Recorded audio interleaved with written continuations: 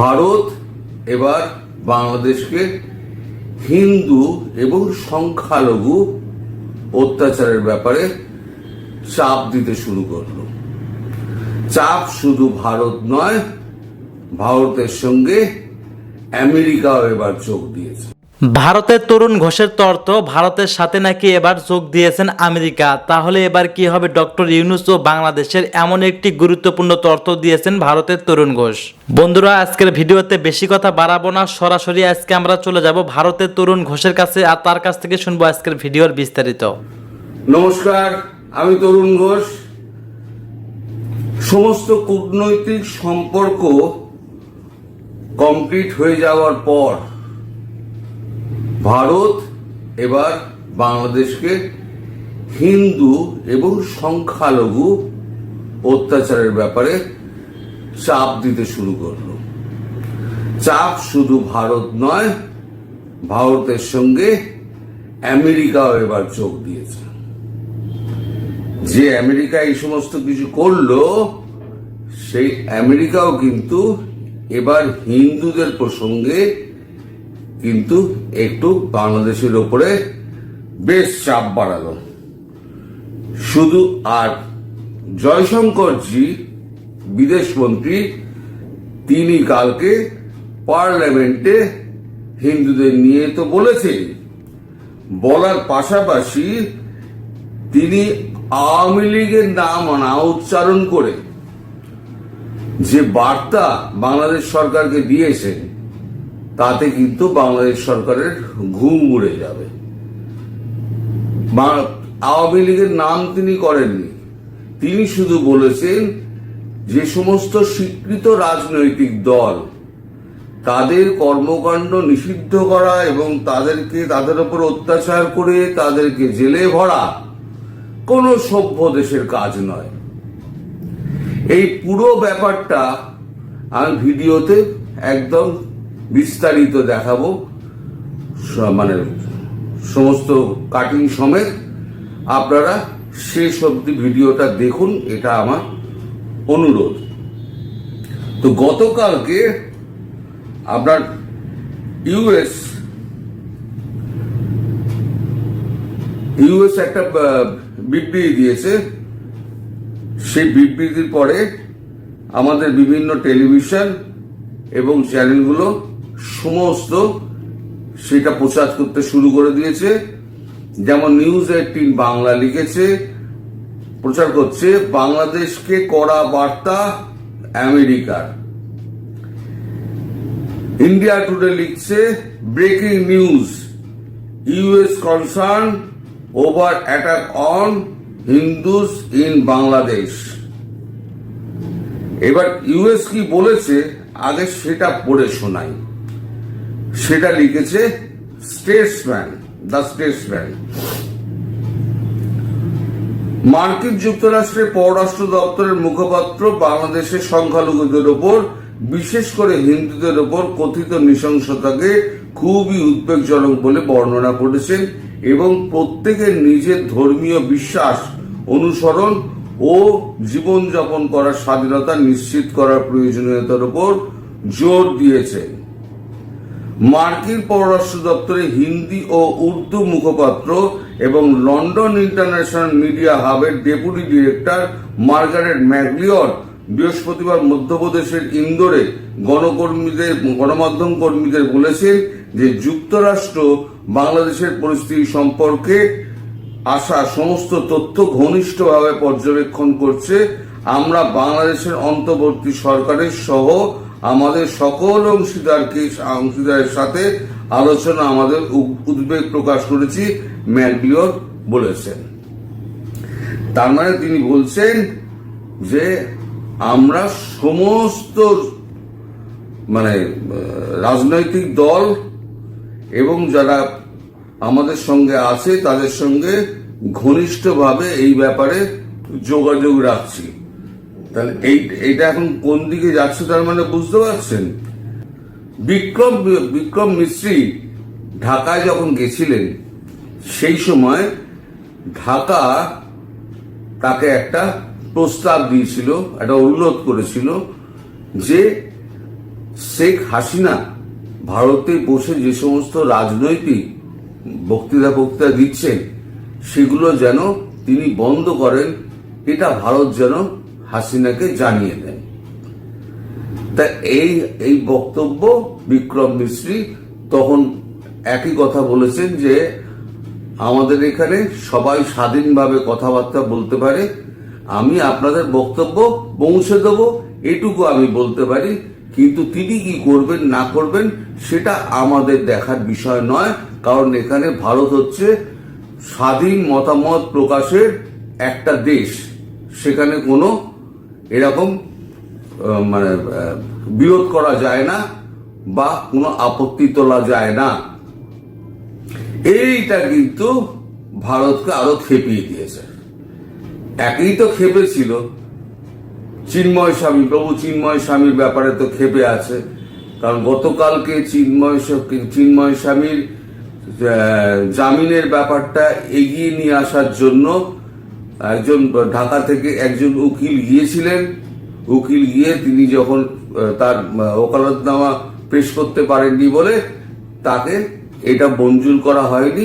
তাকে বলা হয়েছে যে কোনো টালবাহানা করে আর কি, কোনো রকমের টালবাহানা করে তাকে ফিরিয়ে দেওয়া হয়। এবং তিনি যখন এজলাসে উপস্থিত ছিলেন তিনি অভিযোগ করছেন আমাকে পেছন দিক দিয়ে ঠেলা হচ্ছিল এবং আমাকে বাইরে এসে আমাকে হুমকি দেওয়া হয়েছে। তার মানে ব্যাপারটা এরম দাঁড়াচ্ছে, তিনি যা বলছেন যে সন্ত্রাসবাদী তো সন্ত্রাসবাদী হয়, উকিলরাও এখানে সন্ত্রাসবাদী হয়ে গেছে, যারা আইনজীবী তারাও সন্ত্রাসবাদী হয়ে গেছে। তারা যে এরকম করতে পারে এটা কিন্তু আমি আমার পেশাগত জীবনে, আমার এই 40 বছরের পেশাগত জীবনে আমি কখনো এটার সম্মুখীন হইনি। যাই হোক, তিনি আবার চেষ্টা করবেন। চিন্ময় স্বামীর সঙ্গে কথাবার্তা বলেছেন তিনি, চিন্ময় স্বামী ভালোই আছেন, সুস্থ আছেন এবং তিনি দৃঢ় আছেন।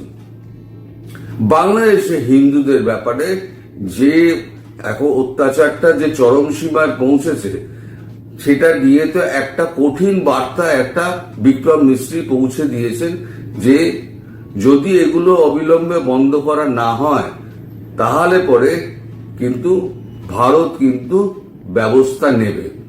তারপর থেকেই কিন্তু টেনশন বাড়তে শুরু করে দিয়েছে, বর্ডারে টেনশন বাড়ছে, ওদিকে আরাকান আর্মি তো ওদিক দিয়ে টেনশন আরো বাড়াচ্ছে। বাংলাদেশের ব্যর্থতা কোথায় জানেন?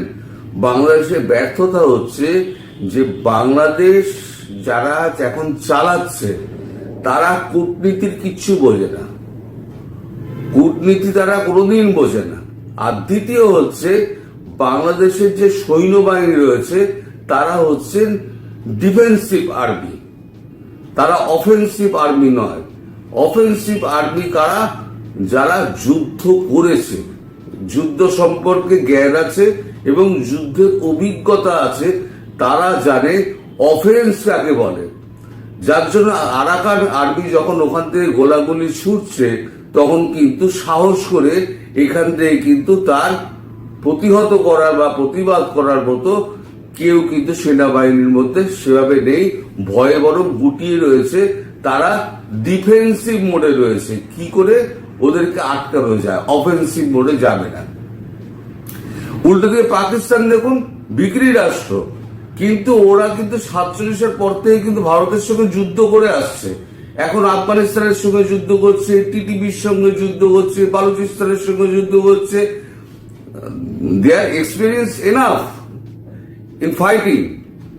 কিন্তু বাংলাদেশ এই ব্যাপারে সম্পূর্ণ উল্টো। বাংলাদেশ না আছে বাংলাদেশের ফাইটিং আর্মি, আর না আছে আপনার কূটনীতিবিদ। এই যে আরাকান আর্মি যখন ওইখান থেকে গোলা বারুদ যখন ছুটতে আরম্ভ করেছিল, যখন ধীরে ধীরে যখন গোলা বারুদ গুলো বাংলাদেশের মধ্যে পড়ছে, সেই সময়তেই আরাকান আর্মির সঙ্গে অথবা জুন্টা সরকারের সঙ্গে বাংলাদেশের কারোর একটা কূটনৈতিক সম্পর্ক তৈরি করার দরকার ছিল।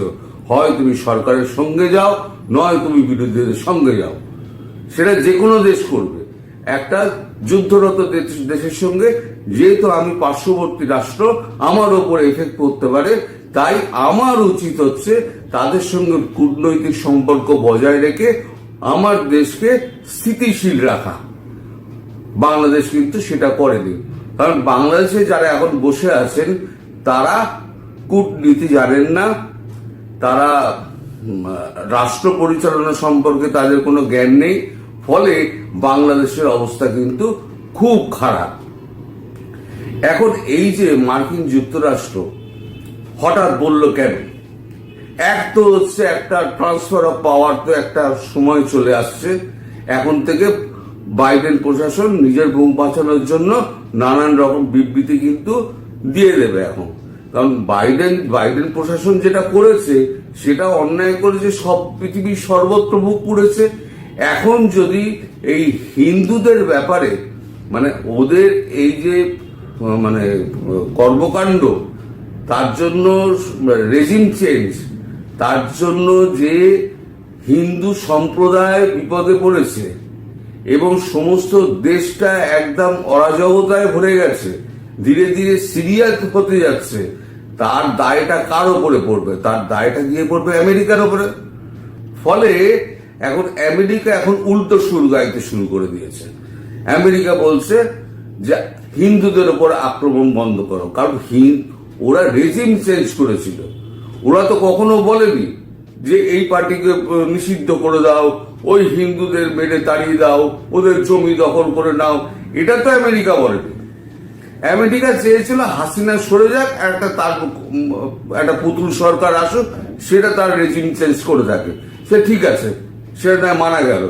কিন্তু আমেরিকা কিন্তু কখনো বলেনি যে এইখানে এইভাবে রেজিম চেঞ্জের পরে তুমি এই জিনিসগুলো করবে। এখন সেই প্রশ্নে বিশ্ব কিন্তু আমেরিকাকে কিন্তু টুকটাক কথাবার্তা শোনাতে শুরু করে দিয়েছে। এই যে ইউরোপিয়ান ইউনিয়নের কিন্তু এই আওয়াজটা উঠেছে, ফলে আমেরিকা করেছে কি, আমেরিকা একটু কোণঠাসা হয়ে গেছে। তার আগে আমাদের ইউনাইটেড কিংডমের পার্লামেন্ট, সেখানেও হিন্দু নির্যাতন নিয়ে কথাবার্তা হয়েছে, তাদের সম্পত্তি দখল, তাদের নির্যাতন এই নিয়ে কথাবার্তা হয়েছে, হিন্দু হত্যা সে নিয়েও কথাবার্তা হয়েছে। ফলে আমেরিকা এখন প্রেসারে পড়ে গেছে। তারপর ট্রাম্প এসে যদি উল্টো কিছু করে, তাহলে পরে আরো নিজেদের বুক পুড়বে। তার থেকে আগে থেকে নিজেদের সেফ সাইডে নিয়ে যাওয়ার জন্য একটা বিবৃতি ম্যাকলিওডকে দিয়ে কাজ সারল। কিন্তু এই বিবৃতির পর গতকালকে ডক্টর এস জয়শঙ্কর তিনি পার্লামেন্টে দাঁড়িয়ে একেবারে ছ্যাঁচ্ছ্যাঁড় করে মানে বাংলাদেশকে শুনিয়ে দিয়েছেন। তিনি তো বলেছেন হিন্দুদের প্রতি অকথ্য অত্যাচার হচ্ছে এবং নানানভাবে হিন্দুরা প্রতারিত হচ্ছে, মা বোনেরা ধর্ষিত হচ্ছেন, অপহৃত হচ্ছেন, ধর্মান্তরিত হচ্ছেন। শুধু হিন্দুরাই নয়, যারা মানে রাজনৈতিক একটা দলের স্বীকৃত রাজনৈতিক দলের যারা সদস্য আছে, নেতা আছে, তাদেরকে প্রকাশ্যে পিটিয়ে মারা হচ্ছে, তাদেরকে খুন করা হচ্ছে। উনি বলছেন যে মানে একেবারে নিকেশ করে দেওয়া হচ্ছে। মানে এটা কোনো, উনি বলেছেন এটা কোনো সভ্য দেশের হতে পারে না, নিদর্শন হতে পারে না। তার মানে বকরমে উনি বাংলাদেশকে একেবারে অসভ্য বর্বর বললেন, শুধু মুখে বলেননি। কূটনীতিক তো মুখে বলেননি, তিনি বর্বর অসভ্য এই কথাটাও উনি বুঝিয়ে দিয়েছেন যে বাংলাদেশের অবস্থাটা কি। এইরকম দেশ উনি হাইতির সঙ্গে তুলনা করেছেন, বাংলাদেশকে হাইতির সঙ্গে তুলনা করেছেন। সেখানে আসাদুদ্দিন ওয়েসি ছিলেন। আসাদুদ্দিন ওয়েসি তিনি কিছু বলতে গেছিলেন, কিন্তু চেয়ারম্যান ওম বিড়লা তাকে থামিয়ে দিয়েছেন যে এখন পররাষ্ট্রমন্ত্রী বলছেন, আপনি কোনো কথা বলবেন না। ফলে উনি বলতে পারেননি। নিশ্চয়ই উনি একেবারে মুসলিম মানে নির্যাতন নিয়ে, আওয়ামী লীগ নির্যাতন নিয়ে উনি নিশ্চয়ই কিছু বলতেন। ফলে এখন মানে দুদিকে প্রেসার পড়ে গেছে, এক আমেরিকার প্রেসার, এক হচ্ছে ভারতের প্রেসার। ভারত তো হাসিনাকে বারণ তো করলোই না, উল্টে নাম না করে আওয়ামী লীগের পক্ষে কথা বলে দিল যে আওয়ামী লীগের ওপরে অত্যাচারটা হচ্ছে, হিন্দুদের ওপরে অত্যাচার হচ্ছে, আওয়ামী লীগের ওপরেও অত্যাচার হচ্ছে, এই অত্যাচার অবিলম্বে বন্ধ করতে হবে। তার মানে ব্যাপারটা এখন শুধু হিন্দুদের মধ্যে ভারত কিন্তু দেখছে না, ভারত দেখছে যারা মানে সরকারে আছে তারা ভার্সেস এই হচ্ছে আওয়ামী লীগ, এই টোটাল ব্যাপারটা এসে দাঁড়ালো।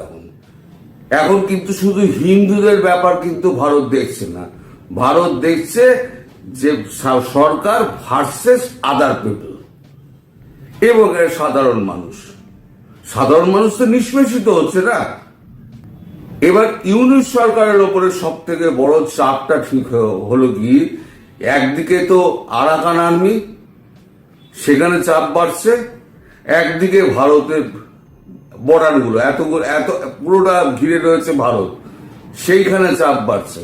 আর তারপরে এবার কূটনৈতিক প্রেসার শুরু হলো, এই যে ত্রিমুখী প্রেসার, এই ত্রিমুখী প্রেসারে এবার কোথায় গিয়ে দাঁড়াবে বাংলাদেশ।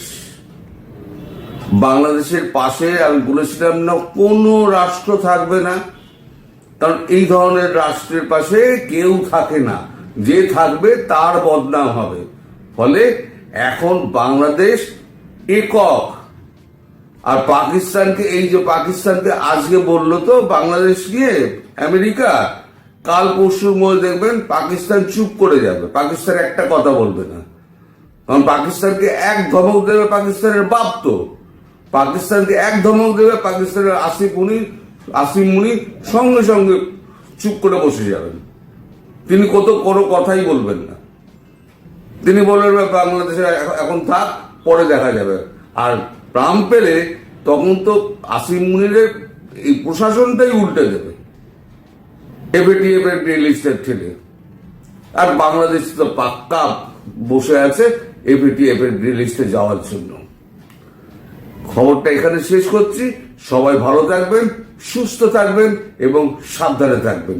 নমস্কার। ধন্যবাদ প্রিয় দর্শকবৃন্দ, আমাদের ফুল ভিডিওটি দেখার জন্য আপনাকে জানাই অসংখ্য ধন্যবাদ।